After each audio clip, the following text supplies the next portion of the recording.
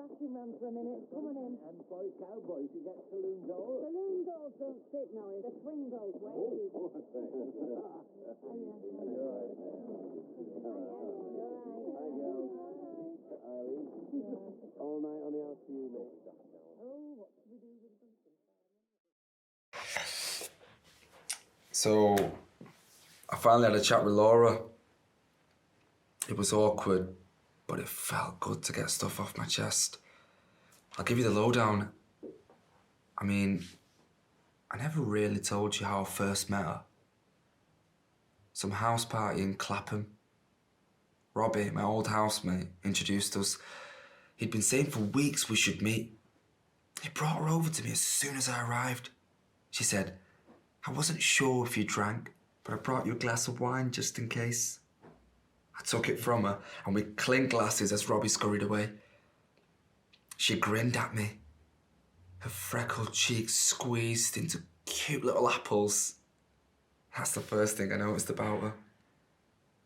Come on, don't laugh. I guess I must have told her about myself. I was nearly at the end of uni then, but still terrified of whatever came after. I told her I wasn't sure what my next step was. Maybe I'll go travelling for a bit. I know. I was never going to go travelling. It was a pretty standard answers for the folks at that party. I asked her what she did. With a flick of her hand, she announced to me, I want to work in academia.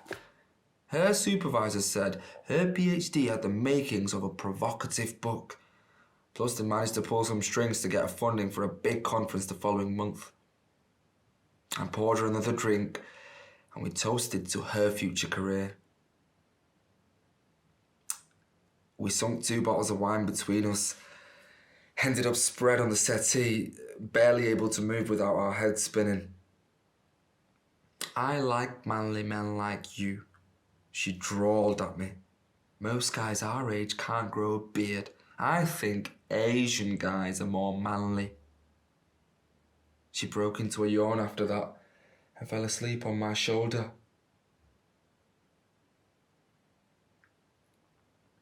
Why are you laughing, cuz?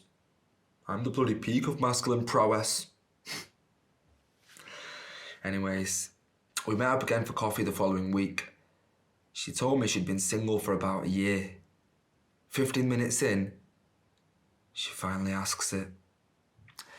So, have your parents ever tried to arrange something for you? I snorted. No, they hadn't. I asked if Robbie ever tried to arrange something for her. She laughed. Fair enough, she said. What is it with Gorayard? They always want to know if you're getting an arranged marriage. Remember that time when I picked you up from school? Your teacher pulled you aside when she saw me at the gate and said, Who's that? You had to tell her we were cousins. What did she say again? You know, Sidra, it doesn't stop people in your culture. That took me out when you told me, Sid. That took me out. Anyways, Laura wanted to know where I was from. Like from, you know. I told her mum and dad were from Lahore, but I grew up here. She asked if the rents were strict. I said, yeah, I guess, compared to my white mates. You know how it is, though. They're quite old school about some stuff and not so much about others. Remember when you started wearing hijab and my mum said it was too old-fashioned? Jokes. I told her I wasn't all that religious, though. She said she sussed that out when we got drunk together. I guess she was just trying to figure me out a bit more, find out where I stood on stuff. I couldn't really hold that against her. Plus, we were getting along well after all. So we carried on meeting up. A couple dinners, a few drinks, nights at each other's places. I won't embarrass you with all the deets. Things were steady for a while. I finished my course and moved back home while I supposedly looked for a job. There wasn't a label or anything yet, but we kept things going long distance. We were already used to Zoom dates by the time Corona came round. It was like I was a kid again, Sid. up hiding in my room hoping Ma didn't catch me talking to a girl when I'm supposed to be writing cover letters. She was concerned about me being back at home during lockdown. How is it living with your parents? They're very traditional, aren't they? I shrugged. Yeah, we're quite different, but we make it work, you know. She still seemed all worried, but I guess I must have looked rough. Beard all messy, eyes red from scrolling through page after page on Indeed. Hey, she was doing well though. She said she was going to be speaking at another conference soon. Said she was hoping to land a postdoc position, but academia is a pretty unstable job market, so her folks would be supporting her for a bit. I asked if that meant she'd move home too. She said she could never. She liked London too much. Sure, Sid. It's easy to scoff at that now, but at the time, I just smiled through the little twinge of envy she gave me. I realised that her life would never stagnate in one place like mine had. She was always certain that things would keep going the way she wanted. I mean, don't get me wrong, I like watching things line up in her favour. And if anything, it made me feel lucky that she paid any attention to me at all. This beautiful girl who was blunt and attractive and just so pretty. I like getting to watch her chase success and the way she made it sound inevitable. Anyways, when we weren't FaceTiming, she was always texting me bare articles, political stuff about the government being Islamophobic. A few about some number 10 advisors saying British Muslims refuse to assimilate and all that. I mean, I couldn't keep up with her. Have you seen what they said now? I can't believe how they get away with it. Honestly, I was so confused. I'd never even heard about the people she was hating on. I tell her I've been prepping job interviews all day and didn't know anything about it. She proper told me off for that, Sidra. If you don't care about this stuff, then who will? I felt like I had to apologise. I said, yeah, I could keep up with the news and politics. Good, she said. It really hurts me listening to this stuff, these stereotypes, especially when I know they don't apply to good, intelligent guys like you. Why are you rolling your eyes, Sid? Let a guy accept some praise, man. She said it like a compliment, and I took it as one. Good, intelligent guys like me. The way she looked at me when she said it, it made me feel like my heart was expanding, all warm. Doesn't feel like that now, though. Now it feels like getting a gold star for being a good boy. Good, intelligent guys like me. And what about the guys who weren't like me? What about them? Are they fair game? I don't know, man. Before I knew it, Ramadan came round. Remember how the hunger made the days in lockdown even longer?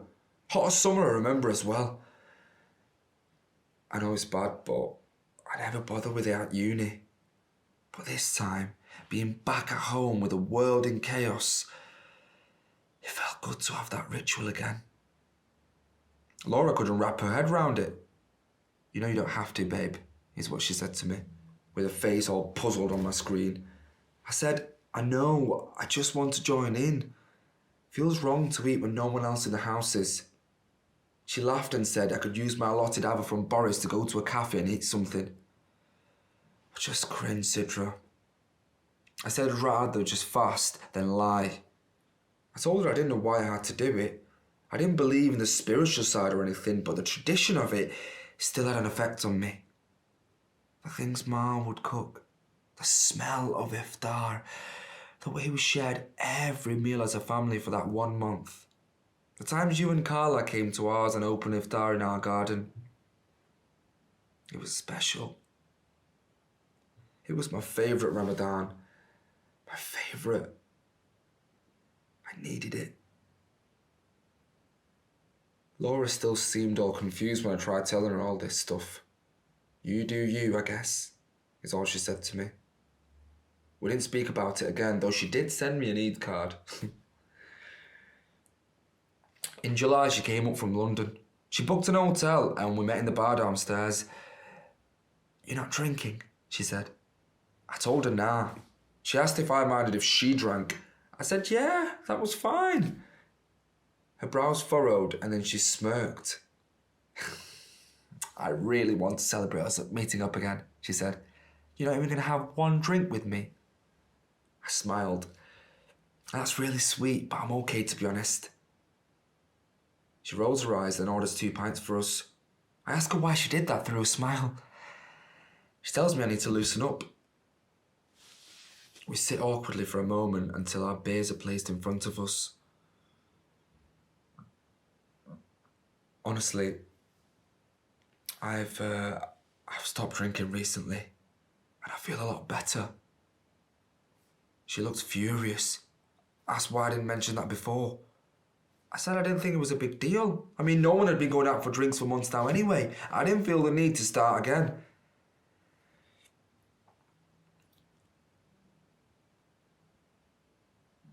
"I don't really understand.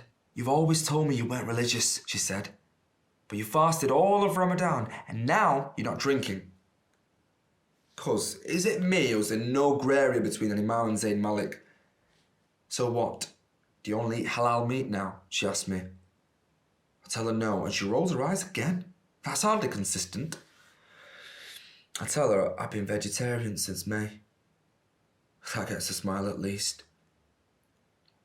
Things smoothed out from there. I could tell she wasn't completely relaxed though. Neither was I. We have dinner. I let her have both pints. She tells me about the conference she spoke at. Tells me I should look up this professor who teaches post-colonial theory. Eventually, she invites me up to her room. "Something about you. You just seem different," she said, standing over me whilst I sit on her bed. I said, "Maybe I am. Just being back at home." She asked me if my parents are putting pressure on me to behave a certain way. Wants to know if I have to pray and stuff at home. I swear to God, Sidra, can I not have a moment of peace without someone wanting to test how much of a Muslim I am?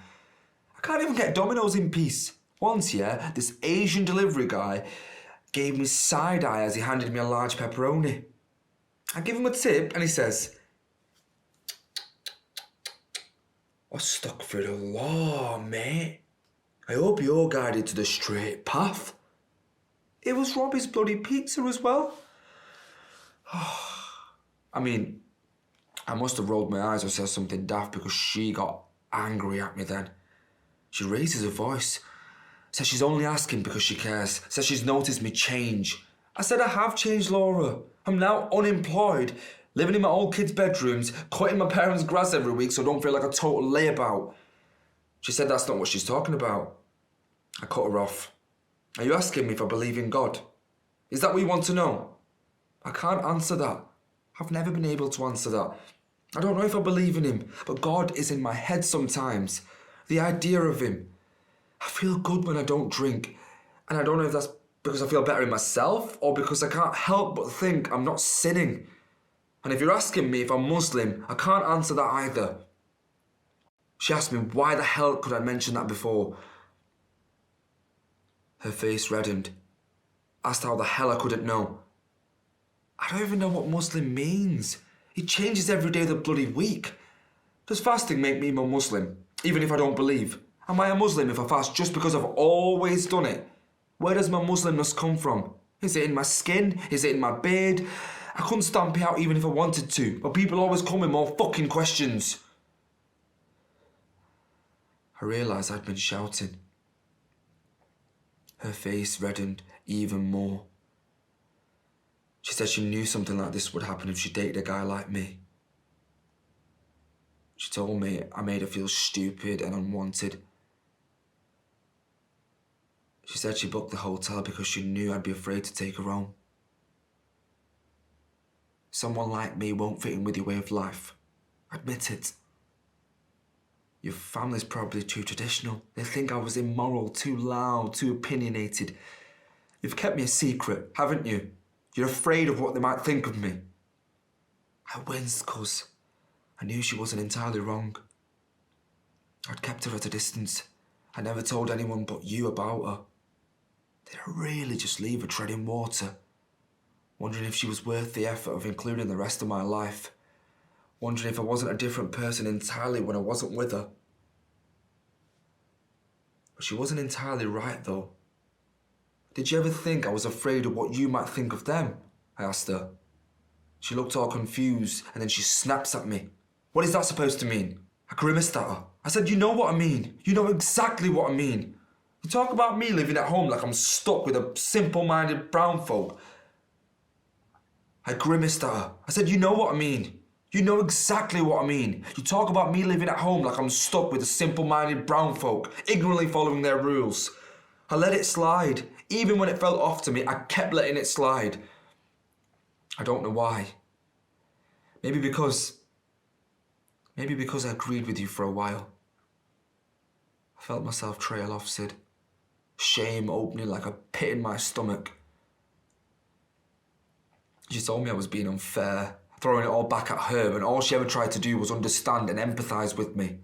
Bloody empathy, man. Putting yourself in someone else's shoes. But you know what I've been thinking, cuz? Sometimes other people's shoes don't fit. Not to mention they're not yours. I felt my face flush, my shame bursting out as frustration. I said I'm not yours to pick apart and explain and pity. I can't even explain myself.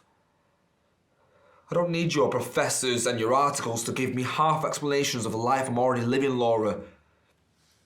She said I was acting all precious about my background, my family now all of a sudden. She said all that stuff didn't matter to me before when we first started seeing each other. Only now I was letting outside influences put a strain on things. I tried to tell her. Maybe that stuff is important to me. Even if it frustrates me. Even if I don't fit in with it entirely. It's me. That's my life. That's my reality. My upbringing isn't some outside influence that I can ignore for your sake. It's me. Whether I want it to be or not. And I'm sick of having to explain myself to people. And I'm sick to death of having to explain myself to you.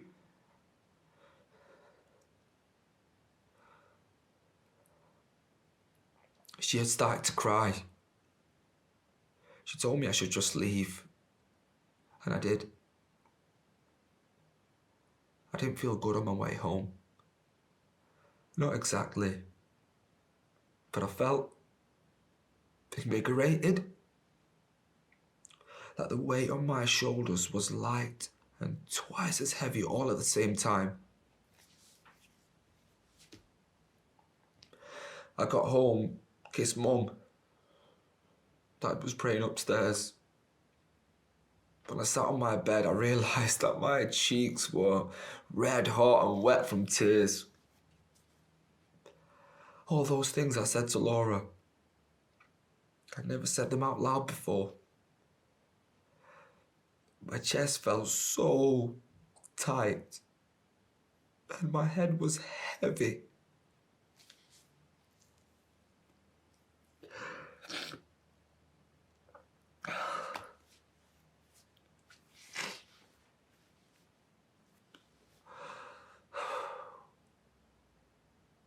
That was a few weeks ago. I hadn't spoken so much at all before today. Just a few texts back and forth. I guess we were both just too polite and awkward to just ghost. She FaceTimed me this afternoon to ask how the new job was going. She must have seen it on Facebook or something. I told her, yeah, it was fine.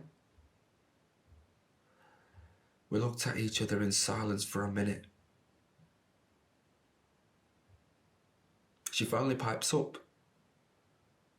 We can still be friends, right? She said she's willing to forgive and forget.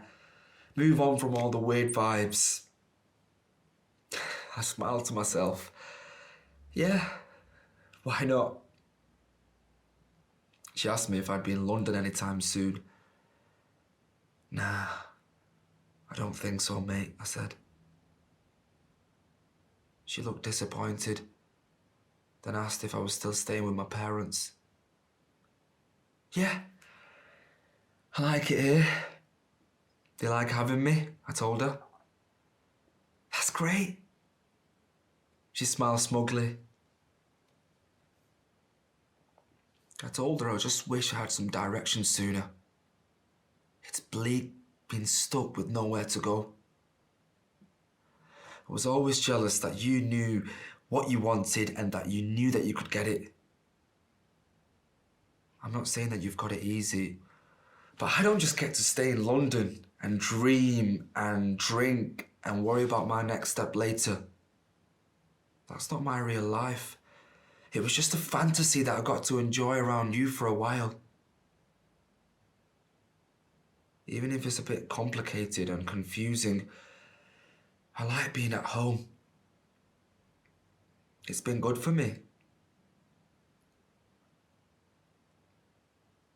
She didn't say anything. If I had annoyed her, she hid it. I hope you know that I never meant to be dishonest about who I was with you. Maybe I'm just a hypocrite, playing the part of a believer for my folks at home while they put a roof over my head. I don't know. If I could explain it to you, I would. It would have made things a lot easier. But life is just mad right now, and things just keep getting more and more unpredictable. I think I just like having something safe and familiar right now. I don't know if you understand what I mean by that. Well, if you don't know who you are exactly and where you stand on things, maybe you weren't ready for an adult relationship, she said. I couldn't help but smile. I don't think she understood me at all. I'll just see you around, yeah? I said. And that was that. All night on the house for you, mate. Oh, what should we do with Duncan, Simon? What should we do with... I told them we will only be an hour. What is there? No, Ryan's way too cool to go to some local pub opening. Oh, thanks. What he means is he wouldn't realise how important this is because he's too immature. Yeah. Yeah, welcome.